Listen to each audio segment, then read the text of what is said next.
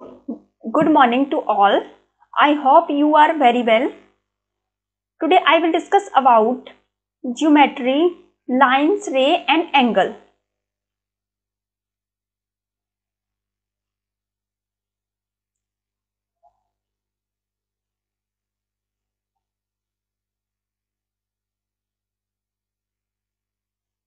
First हम discuss करेंगे point. Point क्या होता है? Point, a circle which do not have radius is called a point. अगर हम a circle which do not have radius is called a point, जिसकी कोई रेडियस ना हो उसे हम पॉइंट बोलते हैं. Okay, the next is a line. Line is a set of infinite point, means जिसे हम काउंट ना कर पाए infinite points that should be in one dimensional which can be extended on both the end point. Means हम अगर एक, हमारे पास line is a set of infinite point. Infinite point का एक सेट है जिसमें हमने एक लाइन ड्रॉ की है ए एंड बी. देन हम इसका जो एंडिंग पॉइंट है उसको भी हम आगे एक्सटेंड कर सकते हैं. एंड देन यहाँ जो हमारा स्टार्टिंग पॉइंट है उसको भी हम एक्सटेंड कर सकते हैं. तो that is called a line. Line is a set of infinite point that should be in one dimensional which can be extended on both the end point. Okay, जिस तरीके से मैंने यहाँ रिप्रेजेंट किया है पी एंड क्यू, लाइन को हम represent इस तरीके से भी कर सकते हैं. एंड देन अगर P एंड Q के ऊपर इस तरीके से जो बार लगाते हैं उसको हम एरो की तरीके से रिप्रेजेंट कर भी लाइन को रिप्रेजेंट करते हैं. बट यहाँ आपको ये ध्यान देना होगा कि इस तरीके से हम लाइन को रिप्रेजेंट करते हैं, क्योंकि काफी सारे क्वेश्चंस में इस तरीके से भी लिखा होता है, जैसे कि PQ और इस तरीके का एरो, उसका मतलब अलग होता है. इसे हम आगे देखेंगे. Okay, third is a line segment, that means of rekhakhand. A line segment is the portion of a line with two fixed end point. एक लाइन है बट उसमें क्या है, दो फिक्स पॉइंट है. अगर मैं एक मुझे पता है कि लाइन क्या होता है, जिसे हम इनफाइनाइट पॉइंटों से मिलकर बना होता है एंड जिसका starting and ending point infinite होता है. अगर हम इसमें से इतने पार्ट को यहाँ कट कर ले और इसको हम P एंड Q नेम दे दे, तो ये जो पॉइंट होगा, तो अब ये जो स्टार्टिंग पॉइंट है और इसका जो टर्मिनेट पॉइंट है वो कैसा हो जाएगा, अब ये फिक्स हो जाएगा. तो इसे हम क्या बोलेंगे, line segment. Okay, fourth is a रे, जिसे हम किरण बोलेंगे. A line segment extended endlessly in one direction is called रे. मीन्स अगर हमने जो लाइन सेगमेंट, हमें पता है कि फिक्स, जिसके एंड पॉइंट जो होते हैं फिक्स होते हैं, उसके बाद जो एंडिंग पॉइंट होता है उसे हम एक्सटेंड कर पाए, डायरेक्शन इज कॉल्ड अ रे. जिस तरीके से, जैसे मुझे पता है कि लाइन हमारा सबसे पहले हमने पढ़ा पॉइंट, उसके बाद लाइन जो है वो लाइन पढ़ा, लाइन जो है जिसका एंडिंग पॉइंट जो वो होता है वो इनफाइनाइट होता है. उसके बाद हमने लाइन सेगमेंट पढ़ा. लाइन सेगमेंट मीन्स लाइन में से हमने किसी एक पार्ट को कट कर लिया जिसका एंडिंग एंड स्टार्टिंग पॉइंट जो होता है फिक्स था. उसके बाद हमने रे किरण, उसमें क्या होता है कि हमारा जो एक line segment is extended and जो हमारा हम ओनली फॉर क्या कर सके, एक्सटेंड कर सकें, एंड जो एंड हमारा पॉइंट है उसको हम एक्सटेंड कर सकें, उसे हम कहेंगे रे. जिस तरीके से मैंने यहाँ रिप्रेजेंट कर रखा है P एंड Q, यहाँ मैंने ये स्टार्टिंग पॉइंट है एंड देन ये जो हमारा है वो ना कि एंडिंग पॉइंट, इसे हम एक्सटेंड कर सकते हैं, दैट इज कॉल्ड अ रे. अब हमने लाइन को इस तरीके से रिप्रेजेंट किया हुआ था कि PQ, जहां मैंने ऊपर आपको बताया था PQ इस तरीके से.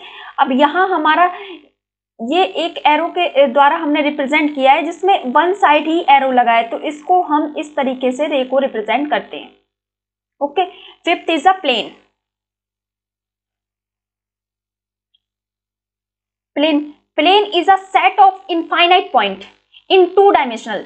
It does not have any width, मतलब इसकी कोई मोटाई नहीं है, and it can extend it infinitely, मतलब एक्सटेंड कर सकते हैं हम इसे इनफाइनाइट तक. जिस तरीके से मैंने यहां रिप्रेजेंट किया है आप देख सकते हैं।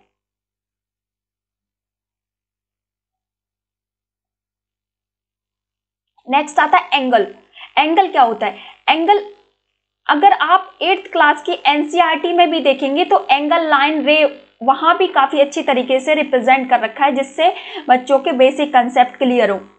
एंगल टू नॉन कोलिनियर्स रे which have one common starting point is called angle. जिसका एक कॉमन स्टार्टिंग पॉइंट है, उस कॉमन स्टार्टिंग पॉइंट है और वहां से दो रे इंक्रीज हुई है, वहां उसे हम क्या कहेंगे? एंगल। जैसे कि ray making an angle are called arm, जिसे हम जो रे है making an angles are called arm बोलेंगे उसे। And that common point is called a vertex. जैसे अगर मैं यहाँ एक ट्रायंगल बनाती हूँ तो यहाँ जो इसके जो पॉइंट है इन्हें हम वर्टेक्स बोलते हैं। दो वर्टेक्स से मिलकर क्या बनता है? एज बनता है।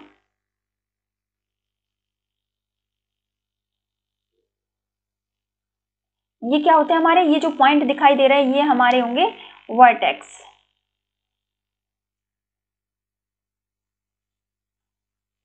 ठीक है, अब यहां रिप्रेजेंट कर रखा है जैसे कि मैंने अब यहां जो P Q R, P Q और P R is called arm and P is a vertex. यहां पॉइंट दिखाई दे रहा है तो B is a vertex and Q P R ये हमारा यहां थीटा करो।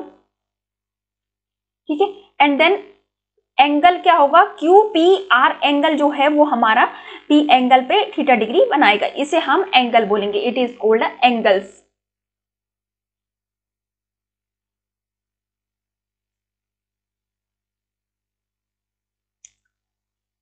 Type of angles. अब हम यहां पढ़ेंगे कि एंगल कितने टाइप के होते हैं। जैसे first is a acute angle. An angle that measure less than 90 degree is called acute angle. Means अगर हम ऐसा एंगल जो 90 डिग्री के लेस हो उसे हम एक्यूट एंगल बोलेंगे। जैसे 90 डिग्री से लेस मीन्स 80 डिग्री या फिर 45 degree, that is called acute angles. यहाँ जिस तरीके से रिप्रेजेंट कर रखा है। अब यहाँ अगर ये अगर 90 डिग्री है तो इससे ये लाइन तो स्ट्रेट लाइन अगर यहाँ 90 है देन इससे जो लेस होगा वो कैसा होगा? हमारे पास एक्यूट एंगल होगा। मीन्स अगर जीरो से क्या होना चाहिए? जीरो से बड़ा एंड 0 डिग्री से बड़ा एंड 90 डिग्री से less, that is called acute angles. Second is a right angle. Right angles means an angle that measure is 90 degree is called a right angle. Okay, theta कैसा होना चाहिए? 90 degree का होना चाहिए, उसे हम क्या बोलेंगे? उसे हम बोलेंगे राइट एंगल। नेक्स्ट आता है हमारा एब्ट्यूज angle. Obtuse angles, an angle that measure more than 90 degree but less than 180 degree is called a obtuse angles. That means of 90 जो थीटा की जो वैल्यू होगी वो 90 डिग्री से क्या होगा? ग्रेटर होगा एंड 180 डिग्री से लेस होगा। मीन्स अगर मैं यहाँ लेती हूँ 120 डिग्री, वो कैसा है? 90 डिग्री से कैसा है? ग्रेटर है एंड देन 180 डिग्री से क्या है? लेस है। That is called obtuse angles. जिस तरीके से मैंने यहां रिप्रेजेंट कर रखा है उसको आप इजीली देख सकते हैं। नेक्स्ट आता है हमारा straight line. Straight line an angle whose measure is 180 degree is called a straight angles. Theta is a 180 degree. अगर हमारी इस तरीके से स्ट्रेट लाइन है एंड वो क्या होगा? हमारा 180 डिग्री होगा।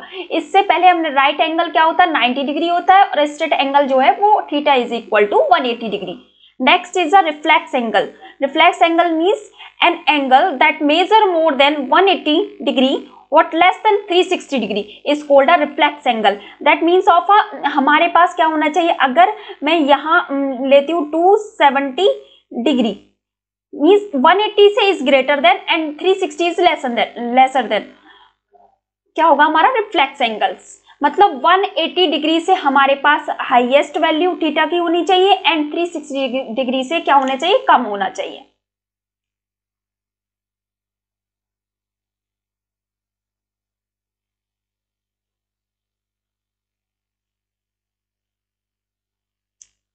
इसके बाद आता है complete angle. An angle that measure 360 degree is called a complete angle. मतलब ये हमें पता है कि 180 डिग्री जो होता है वो स्ट्रेट लाइन 180, अगर हम इसको पूरा कवर कर लेंगे तो क्या हो जाएगा 360 डिग्री, तो तब हम इसे कंप्लीट एंगल बोलेंगे।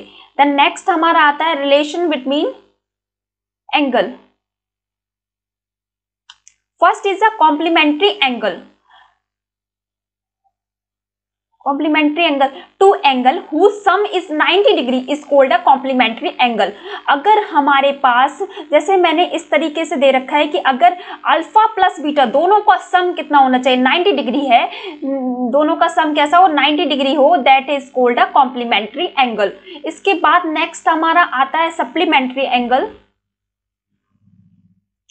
Supplementary angle, two angle whose is 180 degree is called a supplementary angles. अब क्या होना चाहिए, अल्फा एंड बीटा की जो वैल्यू है वो उन दोनों का सम क्या हो, अगर हमारे पास 180 आता है that is called a supplementary angle.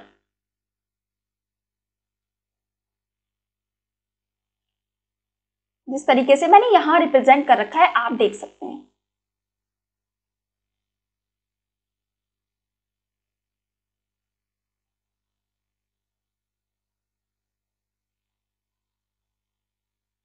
ये देख सकते हैं हम।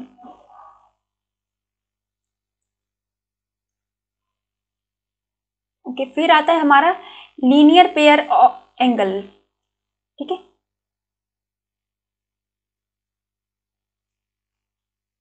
a pair of adjacent angle is set to form a linear pair if the outer arm of the angle lie on one line.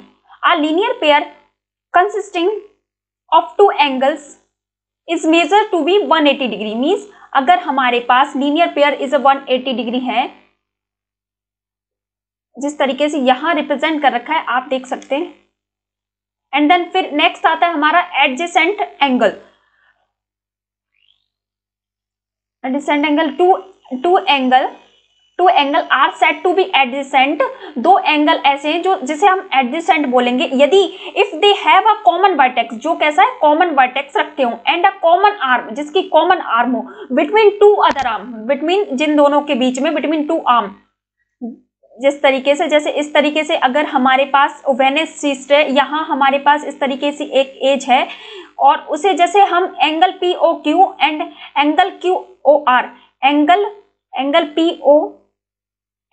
O Q and angle Q O R, इसे हम क्या बोलेंगे, adjacent angle. Next आता है vertically opposite angle.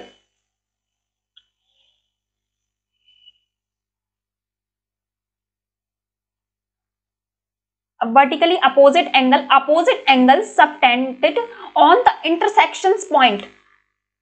जो दो line है जो आपस में कट कर रही हैं उसे हम इंटरसेक्ट पॉइंट बोल सकते हैं। ऑफ टू इंटरसेक्टिंग रे is called a vertically opposite angle.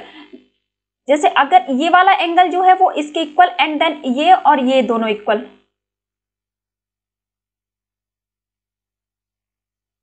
Angle made by transversal with, जिसे हम त्रियक रेखा बोलते हैं, ट्रांसवर्सल दैट मीन्स ऑफ त्रियक रेखा विथ टू लाइन्स। अगर हमारे पास एल एंड एम दो लाइन है, उसको एक लाइन इस तरीके से ट्रांसवर्सल कर रही है, देन तब हम M is parallel to L.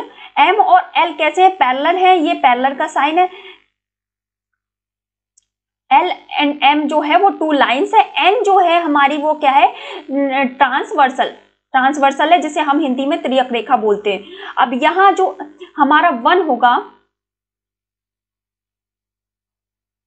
अब यहां हमारा जो वन है, यहां जो वन है वो किसके इक्वल होगा, वन जो है वो 3 के इक्वल होगा, 3 के इक्वल होगा। जो 2 है वो क्या होगा, 4 के इक्वल होगा। ओके, फिर यहाँ जो है 5 जो है वो 6 7 के इक्वल होगा, एंड जो 6 जो है वो किसके इक्वल होगा, 8 के इक्वल होगा। इस तरीके से एंगल इक्वल होंगे। फिर आता है हमारा इंटीरियर एंगल, जिसे हम अंतः कोण बोलते हैं। ये क्या होगा, अगर यहां हम देखते हैं,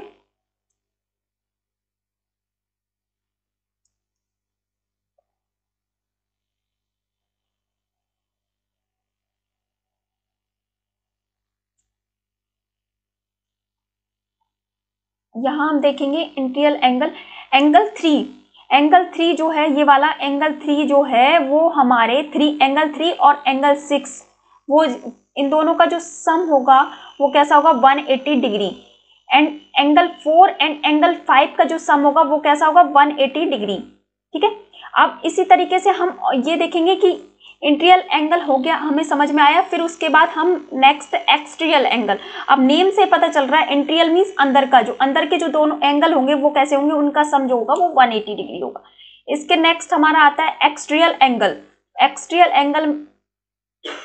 एक्सटीरियर एंगल देखेंगे जैसे बाहर का, एक्सटीरियर मतलब बाहर, अगर एंगल 1 जो है वो एंगल 8 के इक्वल होगा, not equal, angle 1 plus angle 8 दोनों का सम क्या होगा, हमारे पास 180 डिग्री होगा। और ये एंगल 7 एंड एंगल 2 जो होगा वो भी 180 डिग्री होगा। एक्सटीरियर और इंटीरियर आपको समझ में आ गया होगा। अब नेक्स्ट आता है हमारा alternate angle, means angle 3 and angle 5,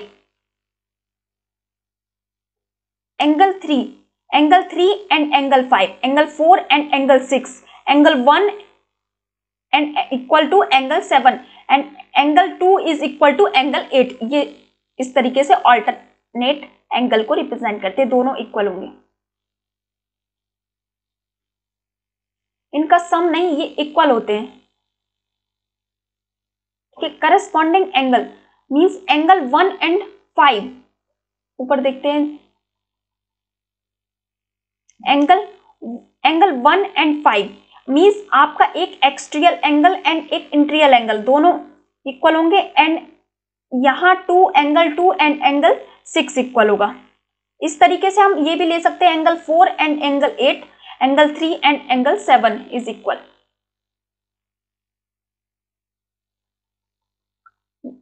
इस तरीके से हम इक्वल दिखा सकते हैं। अब यहां एक नोट डाल के लिखा हुआ है कि if transversal means straight line intersect two parallel line में इंटरसेक्ट हो रही है, then each pair of corresponding angle is equal. Corresponding angle कैसे होंगे, इक्वल होंगे। ठीक है, अब इसका कन्वर्स इज ऑल्सो ट्रू, अगर हम इसको कन्वर्स भी करते हैं तब भी ये कैसा होगा, ट्रू होगा, क्योंकि अगर दोनों इक्वल है तो I is parallel to M, M is parallel to I, means converse if दो both are equal.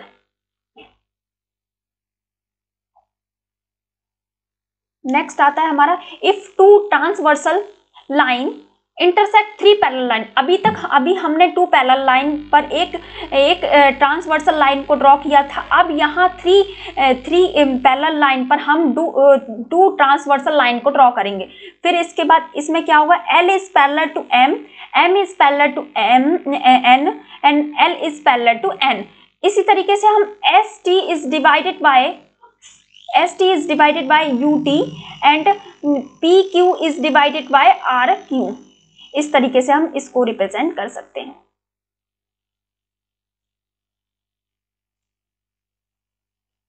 Thank you so much.